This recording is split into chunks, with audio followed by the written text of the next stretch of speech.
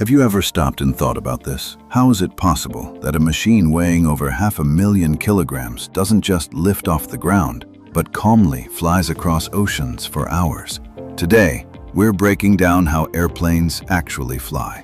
And I promise, after this video, you'll never look at a takeoff the same way again. To understand the scale, think about the Airbus A380, the largest passenger aircraft ever built. Its maximum takeoff weight is around 575 metric tons. That's roughly the weight of a fully loaded freight train. And this thing doesn't just hop into the air. It climbs to 35,000 to 40,000 feet and cruises at around 560 miles per hour for 10, 12, sometimes 15 hours straight. By common sense, something that heavy should be glued to the ground. But physics says otherwise. And everything you see in modern aviation is the result of over a century of science, engineering, failed prototypes, and relentless experimentation. At first, humans learned how to rise into the sky using hot air balloons, but that wasn't true controlled flight. That was floating. In the 19th century, Sir George Cayley separated the concepts of lift and thrust and realized that wings needed a specific shape. Otto Lilienthal made hundreds of glider flights, studying how air behaves around a curved wing. Then came the breakthrough. In 1903, the Wright brothers proved something revolutionary. A heavier-than-air machine could achieve controlled, powered flight. Their airplane stayed airborne for just 12 seconds, but it changed the world forever. After that, progress accelerated. World War I pushed rapid advances in engines, aerodynamics, and aircraft structures. Metal airframes replaced wood. Designs became stronger and faster. In 1952, the de Havilland Comet became the first commercial jet airliner. In 1970, the Boeing 747 connected continents at scale. And decades later, the Airbus A380 proved that even a 500-ton aircraft could be efficient, quiet, and remarkably stable. But despite all the innovation, the core principle never changed. Flight is always about balance. So how does all that metal actually stay in the air? The answer lies in four fundamental forces. Every airplane in flight is governed by 1. Weight, gravity pulling it downward. 2. Lift, generated by the wings, acting upward. 3. Thrust, produced by the engines, pushing it forward. 4. Drag, air resistance, slowing it down. Think of it like a dynamic balance scale. When lift equals weight, the airplane maintains altitude. When thrust equals drag, it maintains constant speed. The moment there's an imbalance, acceleration happens. If the net force points upward, the aircraft climbs. If it points forward, it accelerates. There's no magic involved, just forces in balance. But that leads to the real question. Where does lift actually come from? You've probably heard the common explanation. Air traveling over the top of the wing has a longer path, so it must move faster, which creates lift. That explanation is incomplete. Lift exists because a wing changes how air moves around it. A wing has a specific airfoil shape, curved on top, flatter underneath. And during flight, the wing is angled slightly relative to the oncoming airflow. This is called the angle of attack. As air flows around the wing, the flow over the top accelerates. Pressure above the wing decreases. Pressure below remains higher. That pressure difference produces an upward force. But that's only part of the story. The wing doesn't just create lower pressure, it also deflects air downward. And according to Newton's third law, if the wing pushes air downward, the air pushes the wing upward with equal and opposite force. Bernoulli and Newton aren't competing explanations. They describe the same physical process from two perspectives. Lift is the result of pressure differences and the downward deflection of airflow. That's what keeps hundreds of tons suspended in the sky. One of the key factors that determines how much lift a wing produces is the angle of attack. This is the angle between the wing's chord line and the oncoming airflow. When a pilot pulls back on the control column during takeoff, the nose rises and the angle of attack increases. That changes the pressure distribution around the wing. Air over the top surface accelerates more, pressure drops further. Circulation around the wing increases, and the airflow is deflected downward more strongly.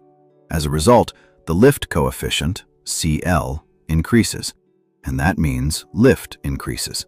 But there's a limit. Lift doesn't increase forever with angle of attack. It grows only up to a certain maximum value, known as CL max. Beyond that point, the airflow over the upper surface can no longer stay attached. It separates, pressure distribution collapses, and lift drops sharply. That's what we call a stall, and this is where speed becomes critical. Lift is described by the equation.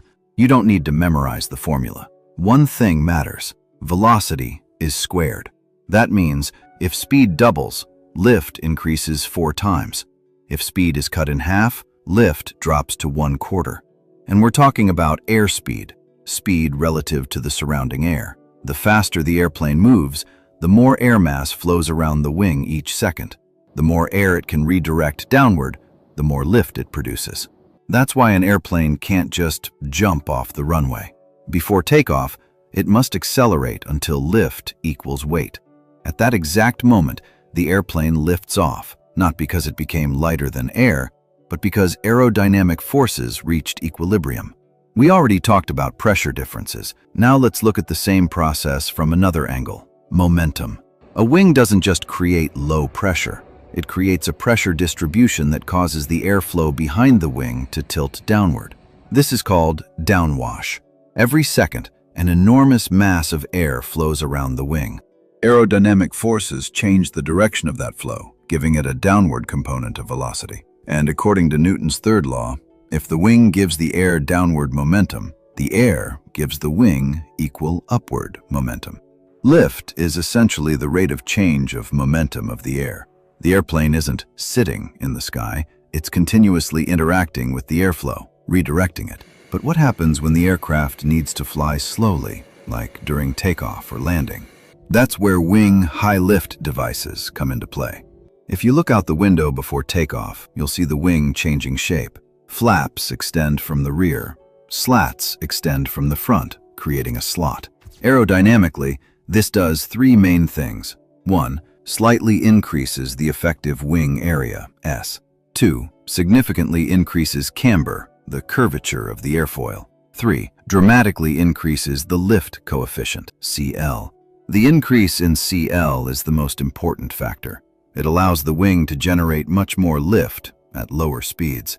Slats serve another crucial purpose. The slot allows higher energy air from below to flow over the upper surface, helping the airflow remain attached at higher angles of attack.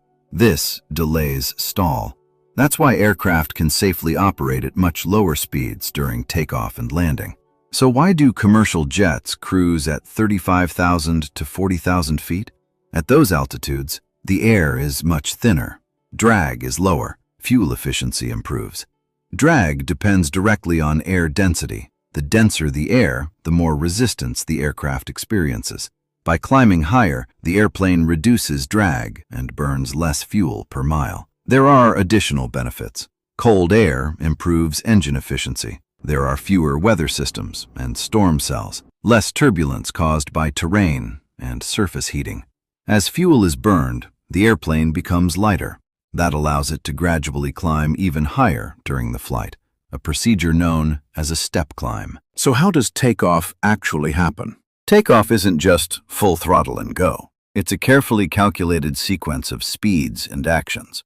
Before the aircraft even lines up on the runway, pilots calculate several key speeds. V1, the decision speed. After passing V1, the takeoff must continue, even if an engine fails, because stopping within the remaining runway may no longer be possible. VR, rotation speed. At this point, the pilot gently pulls back on the control column, increasing the angle of attack. The nose rises. Lift builds rapidly. Then comes V2, the minimum safe climb speed with one engine inoperative. This ensures the aircraft has enough performance and controllability to safely continue climbing. During the takeoff roll, part of the airplane's weight is still supported by the landing gear, but as speed increases, lift increases. At a certain moment, lift equals weight. the normal force from the runway drops to zero. The airplane doesn't jump, it simply no longer needs the ground. That's liftoff. After climbing out, the aircraft transitions to cruise altitude, typically around 35,000 to 40,000 feet. This is the most efficient phase of flight. In cruise, lift equals weight, thrust equals drag. There is no acceleration. This is a state of dynamic equilibrium. Now let's talk about descent and landing. Descent is not falling. Pilots reduce thrust and manage the aircraft's energy. Lift remains present, but becomes slightly less than weight, allowing the aircraft to descend in a controlled glide. Before landing, flaps are extended. The lift coefficient increases. The minimum safe airspeed decreases. This allows the airplane to fly safely at lower speeds. Just before touchdown, pilots perform the flare, gently raising the nose. This reduces the vertical speed and softens the landing. After touchdown, spoilers deploy, destroying remaining lift.